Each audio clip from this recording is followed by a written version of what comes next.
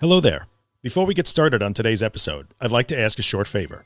If you're interested in either of the two books that I have written and am about to release, head on over to my website at theanxioustruth.com/books.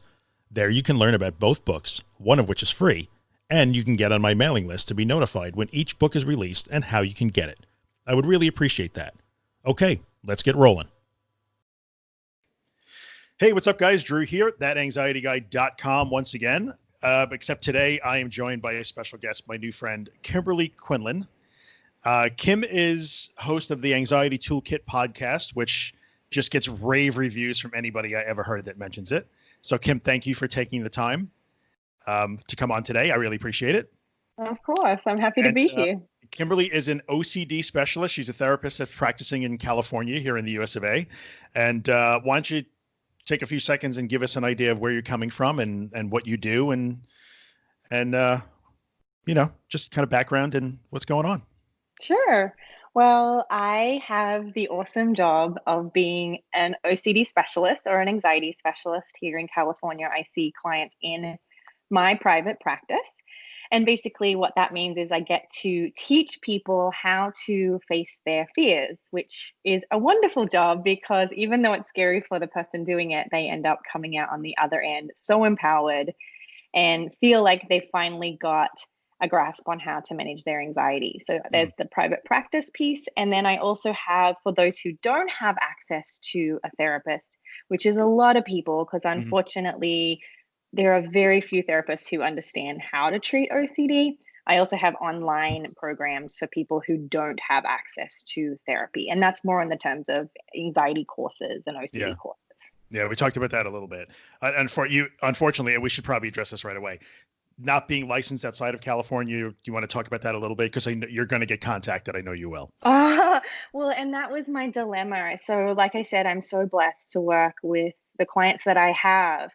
But unfortunately, I'm only legally allowed to treat people in California or within a country that allows me to treat them. Basically, what that means is they're an unregulated teletherapy country. Right. Now, the problem with this is people were contacting me saying, please, I live in this state and I have to drive 3 hours to a therapist. And even then, they don't really get it. And please, what can you do to help me? And I was feeling so sad because I literally had no place to turn them to. Yeah. I couldn't even refer them to a sort of good option. So that was the reason why I created the courses, which is basically the first 5 sessions I would have with a client on teaching them what exposure therapy looks like, what they need to be doing, what tools they need to be putting on. Makes sense. Cool. Great story. Well, I'm happy that you took the time today. Because as we talked about in our previous discussion, a lot of the folks that are listening today that follow my podcast, my videos, and the Facebook group deal with some measure of OCD. Usually the discussion centers around intrusive thoughts, more so than those compulsions that everybody hears about, like hand washing and checking and things of that, or counting. But it's mainly intrusive thoughts, and they often come along with that larger anxiety complex of panic disorder with or without agoraphobia, sometimes general anxiety disorder. And it is a tremendous topic of discussion in my community. But okay, so I understand if I'm afraid to drive, the type of exposures I need to do to get back in the car and face my panic, but how do I deal with these thoughts that won't turn off? And I think that's pretty much, a bunch of people did ask in my Facebook group. And if you're watching and you're not in the group, I'll put a link in the description. Go ahead and join. Everybody's welcome. But all the questions that were asked, and I'm going to scroll while we do this, are almost all the same. They're asking about different thoughts. Some people are focused on a fear of death. Some people are focused on a terrible accident. You understand. They're all irrational and obsessive thoughts that people are having a hard time controlling. So we'll talk about a few specific ones, but maybe we should talk about that in general. And in my community, we deal a lot with actually an Australian, Dr. Claire Weekes. I don't know if you're familiar with Claire Weekes and her work. But we talk a lot about that stuff and that floating and facing and accepting and, you know, kind of the basis of the exposure and facing the fear. But that doesn't necessarily apply exactly when it comes to cognitive behaviors like intrusive and obsessive thinking. Am I correct? Right. So the thing to first remember about OCD is no matter what the topic OCD has chosen, Mm-hmm. we do treat them all the same. And the way that we really, in an easy way to understand OCD is that it starts with will be either an intrusive thought or an intrusive sensation. It could be an intrusive emotion, right? Maybe Mm-hmm. guilt or shame or, something like that. Or in addition, something that doesn't get it talked about a lot would be an intrusive urge, which would be this urge like you're going to do something dangerous or you're going to lose control. When you have that, it's uncomfortable. Nobody likes it. It's a horrible feeling. And naturally, our instinct is to run away from it, do something to make it go away, to control it. Mm-hmm. And what we want to do is we want to first really look at the concept around OCD and remember that the thought is not actually the problem. The problem is how we react to that thought. I told you we speak the same language. Anyway, We sorry. do. And so it's important for people to know, often we get really caught up in like, what does it mean about me if I'm having an intrusive thought about harming someone or doing some terrible action or some very, graphic thought? What does that mean? And the important thing is, again, as I said, is to not focus on the content of your thoughts, but instead to really look at how am I reacting to this thought and how is that reaction actually cycling us back into the cycle to have more of those thoughts. Mm-hmm. Not that it's anybody's fault or that you're causing them, but Right. it's true. How we react to our experience can change how the brain reacts to it in the future. Yeah. I find that people are when you're dealing with things like agoraphobia, where somebody develops a fear of being out of the house or even in a specific room in their house, they're always afraid of how they're going to feel in that situation. And those are easier. They're often externalized, even though we talk all the time about how it's really your reaction that's causing this. It's not the room or the supermarket. But when it's thoughts, I think it becomes harder because you cannot externalize. There's no outside influence there. This is things in my own head that I'm having a hard time dealing with. And how do I deal with that? So I like the idea where it's the reaction to the thought, but we have to go past the idea that you just have to, and there's a lot of discussion about this. Are you just supposed to accept them? Are you supposed to just let them be there? Am I supposed to distract myself? We have people who swear that meditation is the way to go with this. So many different things, but it's an active process, isn't it? This is not a sit back and just ignore them thing. There's work to actually do, isn't there? Absolutely, Yeah. absolutely. So I think the main thing to remember is metaphorically, it's how you greet the thought. So if let's say metaphorically, your horrible neighbor comes to your door Mhm. and you open the door and slam the door in its face, your neighbor's going to be a little upset with you or raise some trouble. The Yeah. same goes with intrusive thought. So I think the first step is always to really address how you're greeting or welcoming this thought into your day. So an important thing to remember here is an actual tool that we use in therapy. It's actually derived from acceptance and commitment therapy, Mhm. which is the technique or tool of learning how to observe a thought Mhm. instead of fuse with a thought, Right. right? So the work here is being able to notice, oh, I'm having a thought about, I'm going to like use triggering words, but I'm having a thought about killing my husband, or Mhm. I'm having a thought about that accident happening. Or if you have health anxiety, it might be, I'm having a thought about getting cancer and dying. Mhm. So it's first being able to observe and diffuse from those thoughts. Again, that's sort of how you greet it. Mhm.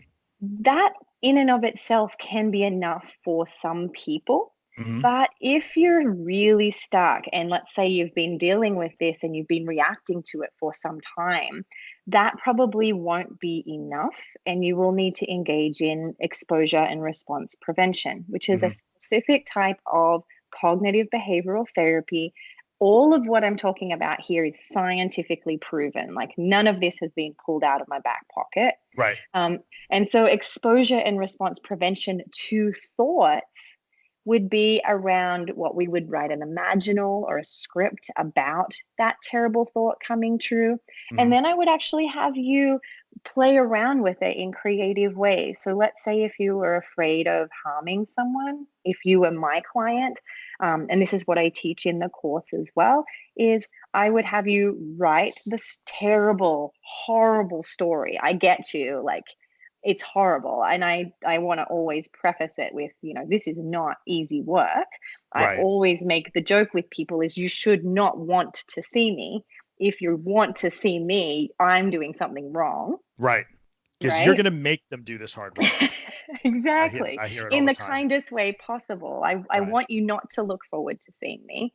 And so we would write those scripts. But then let's say, like I said, if you had a fear of harming, I might have you walk around the streets with a pocket knife, right? Or Mhm. I might have you listen to sounds of gunshots, or I might have you, we can get really creative. This is why I love my job. It's like kind of sadistic in a way, in that we get to come up with very creative ways to have fun with fear. Right. And ultimately, through that process, you're basically showing fear that you're going to bring it on, Mhm. and you're showing fear that I'm going to stare you down, and we're going to have the staring down contest, right? And I'm going to win, right? Yeah, yeah. It's just the same that we talk about in dealing with a panic attack. Mm-hmm. Same exact thing. So it's Yeah, experiential learning. When yeah, you stare it down and nothing actually happens, you've taught your brain, oh, I didn't have to fear that thought. right. Yeah. Or even if something does happen, that Mhm. you can handle it, Right. right? Right. Like even if if someone has a really bad fear of having an accident, I'm not going to tell someone to purposely rear end somebody's car as an exposure. But if for any reason they do it, our work here with fear Mhm. isn't just about proving it won't happen. It's about proving that we can handle and master any emotion that Right. rises when things get difficult. Well, I think I see two different things, actually two or three different things that come up a lot. And in the questions that were posted when I told people I would be talking to you, generally speaking, health anxiety is huge. So the fear there is, and the overriding question is, no matter how many times the doctor tells me that I'm fine, and the 50 different tests I've had and the 16 specialists have all told me I'm fine, I still won't believe it. What do I do? There's that one. Mhm. And then there are rational or things that can actually happen. You can have a car accident. That's true. So you can get sick. It's possible you can get sick. But then there are also thoughts about completely irrational things that simply will not happen, and people can't let go of those. But I'm Right. guessing that the process is the same. We often talk about learning to identify when those thoughts happen. Oh, this is one of those. Now, how do I greet it? Like you said, how do I react to it? How do I interact with it? We talk about not getting into an internal dialogue with it, Mhm. because you'll never win the argument. The Right. what if always wins. So the overriding question is, how do I answer what if always wins? But you Right. could teach people how to not let what if win. That's an actual skill that they can learn, I'm guessing. Well, it's basically through the lens and the practice of being uncertain. Mm. The only way to trump OCD is through uncertainty. To be okay with uncertainty. Because think it through, and this is how tricky OCD is. So let's Hmm. say you have health anxiety, you go to the doctor, he says, nothing is wrong, you're good. Mm. And then you leave the office, you have a short time period of relief. And then as you're walking out of the office, you see someone else walk in who looks unwell, and you go, what if he missed something? Right. It's And always, what so if he then, missed something? right, what if, Yeah. and then you might go, no, no. And then you might even have the MRI in your hand, and you'd be like, look here. And all you're doing is a reassurance seeking compulsion. Right. And even if you're holding it and you've got clear evidence in front of you, I always sort of externalize OCD and make him into kind of a jokester. I always Mm. tell my clients, he literally sits back and he crosses his arms and he goes, are you sure? Right. Oh, we And talk about that all the time. right. Yeah. And and OCD and anxiety can pull out the "Are you sure?" card Yeah. anytime. What And if? right. And so the thing for us to work in is to lean in and be like, you know what? I actually don't want to know anymore. I'm going to work at not knowing Yeah. this. And then it can go on and on and on. Yeah. And no, you cannot overcome the I'm going to be uncertain card. That's the one thing that will get you through. Yeah. So the answer to the question is it's through the practice of uncertainty. Now, what I tell people in my office in the courses as well is I want you to think of uncertainty like a very weak muscle in your body. And the Hmm. only way to strengthen it is by practicing it, just like doing push-ups or bicep curls. You can't expect uncertainty to work if you haven't practiced it a lot. And so if you're faced with a problem or a thought or a fear or a sensation or an urge, You have to ask yourself, am I going to pick this up with my compulsive arm? Or am I going to pick this up with my uncertain arm? Whichever one you pick it up with is the one that will get stronger. Right. And the goal here is to get an uncertainty arm that's so strong that it becomes the habit. We're very much creatures of habit. So if you're used to picking up things with a compulsion, Mhm. you what it's like when you're Yeah. anxious. It's hard to think through things. You can't think rationally. Your limbic Right. brain's winning. So it's about the work here is working while you're anxious and while you're not anxious at strengthening that uncertainty muscle. Mhm. And strengthening the uncertainty muscle, which I really love. I actually like that concept. And we talk a lot of times in my community about, I've actually said things like positive self-talk is bullshit in the middle of things because you can't argue with your limbic brain in the Yes. midst of it. So I'm Right. guessing that when you are calm and rational, you're doing a certain set of exercises, and those hopefully will become automatic behaviors so that when the shit hits the fan, you automatically know what to do. I'm guessing that's what you would be teaching people. It is. I mean that to a degree. So I Mhm. agree with what you're saying, but I always sort of make a point in that the limbic part of our brain, the anxious part of our brain that gets lit up when we have fear, Yeah. is is built to prepare us to run. It's there That's for a what it's reason. actually for. Right. So there will never be a day where you naturally want to be uncomfortable and Mhm. naturally want to be. You will always default to running away. That's just Mhm. the human brain. Thank goodness we're grateful for that part of the brain. Mhm. Um, but the practice is with enough practice of being uncertain, you will actually connect the limbic brain with more of that higher part of the brain, the more higher functioning part of the brain, or the prefrontal cortex, and that will step in sooner than what it would if you hadn't practiced that uncertainty. So I'm just being picky with that because I don't want people to think that they'll one day always have that as being their normal response. That makes sense. Yeah, that does make Mm. sense because and it's practice like anything else. The more you do it, the better you'll get at it.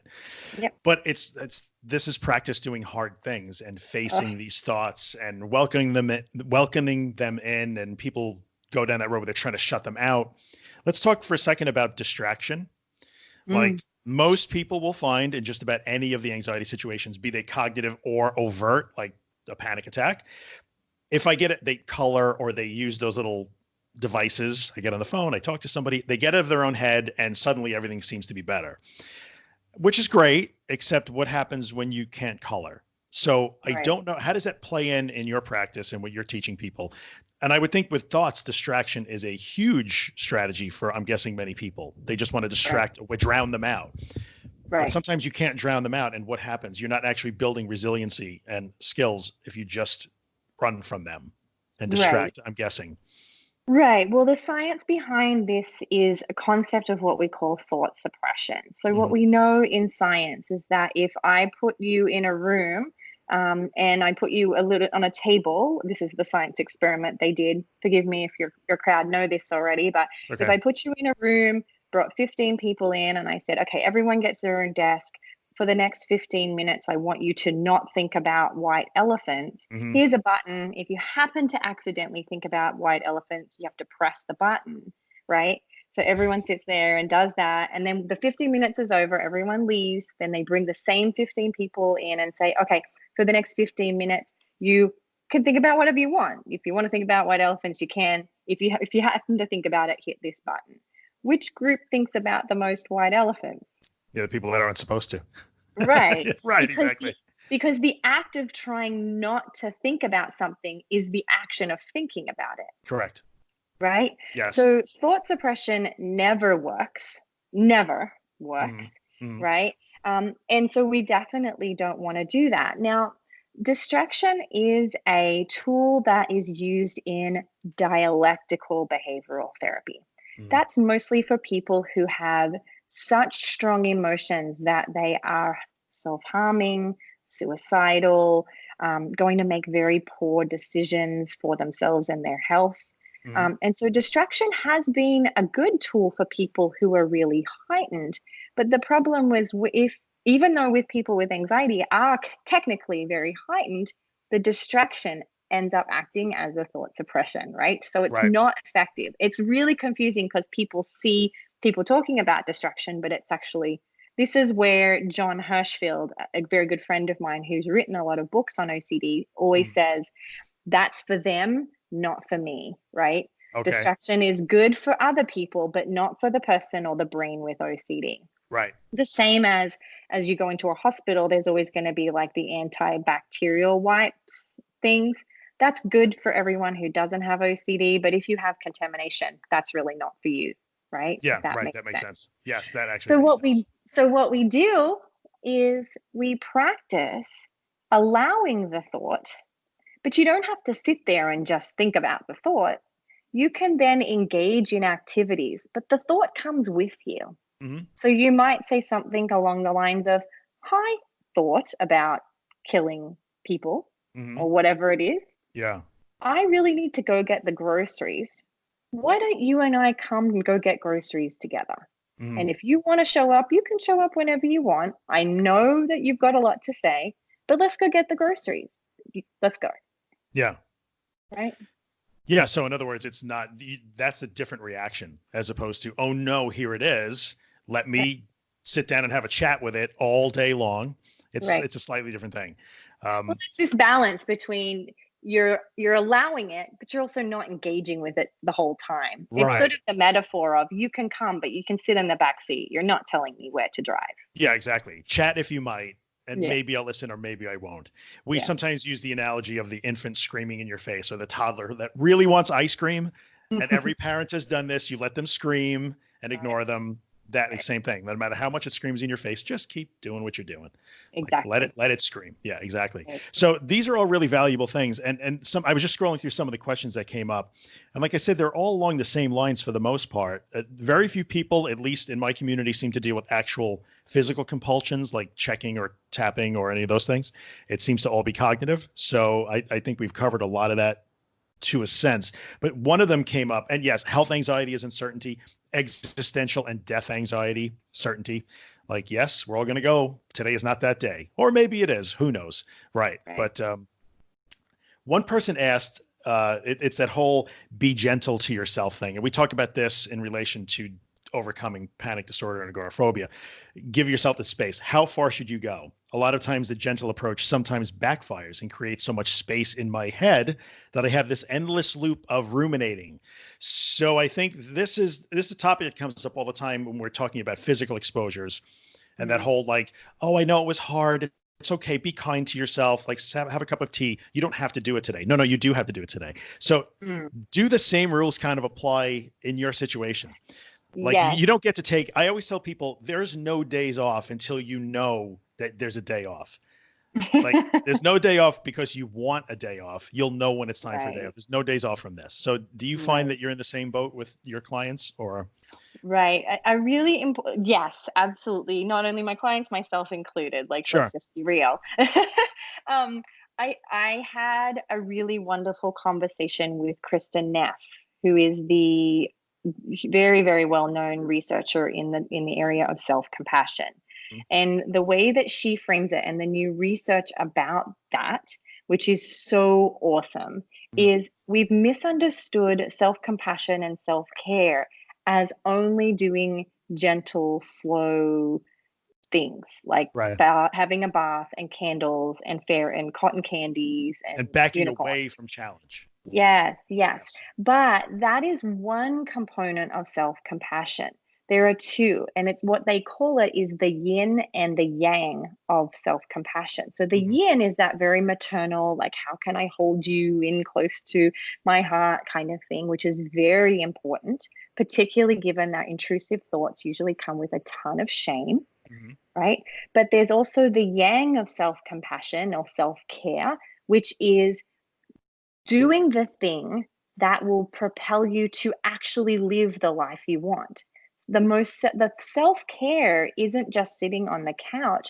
Self-care is sometimes doing the really hard thing. And you're doing it because you want long-term happiness and joy and pleasure and wonderful experiences. But the thing to remember is ERP, so all of the work I do must have both. And I tell people it's a flow. So you'll flow in and out of yin and yang. and you'll do an exposure, and then you'll be gentle, and then you'll lean back in, and then and so it's this flow that we have to get into, but both needs to be there. Often it's you have to do the stuff when you most don't want to do the stuff. That's the time to do it. So I would imagine the same rules apply in your sphere, which is great. Yeah. We've been going for about 25 minutes. I don't want to go too much longer, so I don't want to take up too much of your time. And we can go for hours and hours on this, I think. But social anxiety also seems to have a big obsessive component, it appears. With some of my people, they get obsessed with those things that feed into those feelings of rejection and inadequacy. And I'm checking my phone 8 zillion times to see if that person finally responded to my text, because if they don't, I feel a certain way. So do you find that there's a big connection there? Social anxiety comes, the obsessive parts of social anxiety. Same rules apply, I'm guessing. Like you said, same rules always apply. The same rules apply. I think that the thing to remember with social anxiety is we actually do a small amount of cognitive therapy, way less behavioral therapy with than OCD treatment. So sometimes we do sort of have to work through some often ultimately errors in thinking around, like, you know, that people will reject me if I'm sweating or so forth. Whatever. But think of that as for me, it's one session maybe. You know, with OCD, I don't spend a ton of time correcting thoughts with people because that becomes a compulsion. With social anxiety, we do sort of work through a couple of errors in thinking, but then 100%, we stare that fear down. We walk across to the street where I have this awesome outdoor mall, and we ask people for quarters, and we ask to borrow pens, and we give compliments, and that's the work we do. Yeah, which I'm guessing, I know a few of the people that will be watching, it sounds like their worst nightmare, but that's what you have to do. Do the things you don't want to do. Yeah. This is so great. So great. But do you have any, so many people struggle for so long, they are not even aware what they have. They don't know that these resources exist. And let's talk for a second about how hard it is to find not only an OCD specialist, which honestly, you're the first person that I've come across in my travels that will say that you are an OCD specialist, which I really commend, but just cognitive behavioral therapy and its variants in general. So we're dealing with people many, many times who have just been dealing with a general practitioner and a prescription pad, or a psychiatrist and a prescription pad, or holistic medicine, or all kinds of different things that for years on end. So how would you find? If you're in California, somebody might be able to find you. But if you're somewhere else, resources, how do you go about finding this person? Absolutely. So the very first place to go is the International Obsessive Compulsive Disorder Foundation. Okay. You can go to iocdf.org. And what they have a directory of therapists who have training in ERP. But the thing is, to remember for people, and this is the main, if you walk away with one message today, it's about the questions you ask. Unfortunately, by the time I see a client in my office, they're hopeless. They've been told by multiple other therapists that I can help you. I do CBT, and then I do anxiety. They go through a year of therapy only to find out that wasn't helpful. And so the questions that you may want to ask the therapist on the intake are questions like, do you know what ERP is? Do you use exposure and response prevention? What is your training in exposure and response prevention? If they don't know the answers to that right away, this is not good. Right now, I don't want to completely diss. There are some therapists who, let's say, if you live in a state where there are one, maybe two OCD therapists, they might say, I don't know what that is, but let's you and I make sure we get resources and we'll go through this together, given that I'm your only person. That's fine. There are workbooks that are very cheap.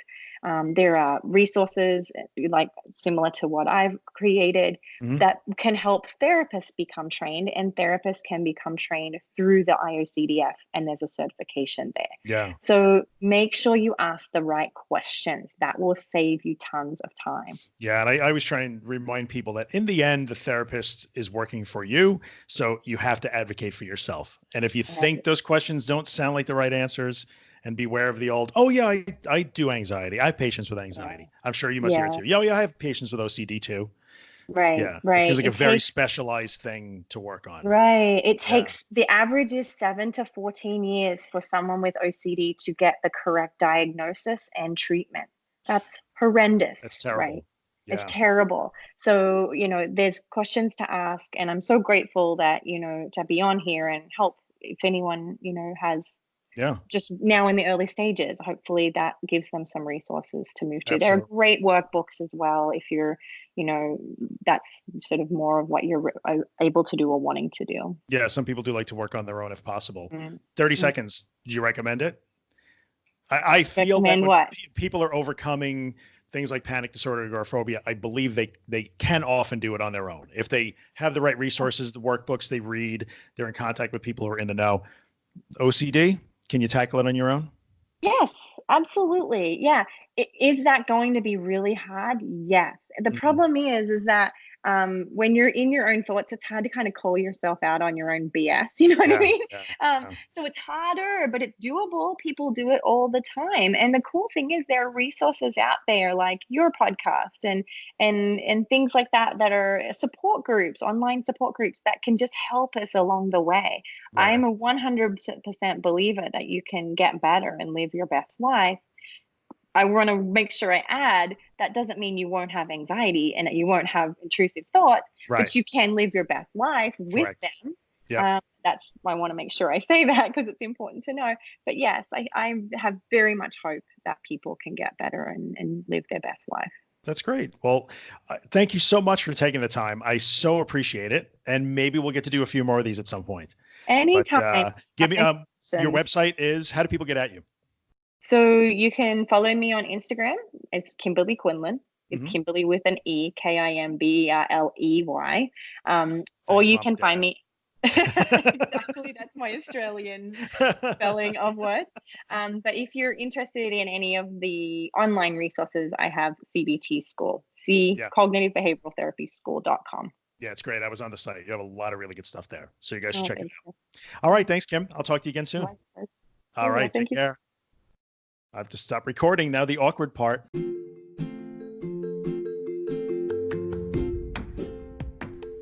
Hey, what's up, guys? Drew here. In the 5 years that I've done the podcast, I've never had a sponsor. But now it's time for me to put in a little plug for the day job, the business that I own.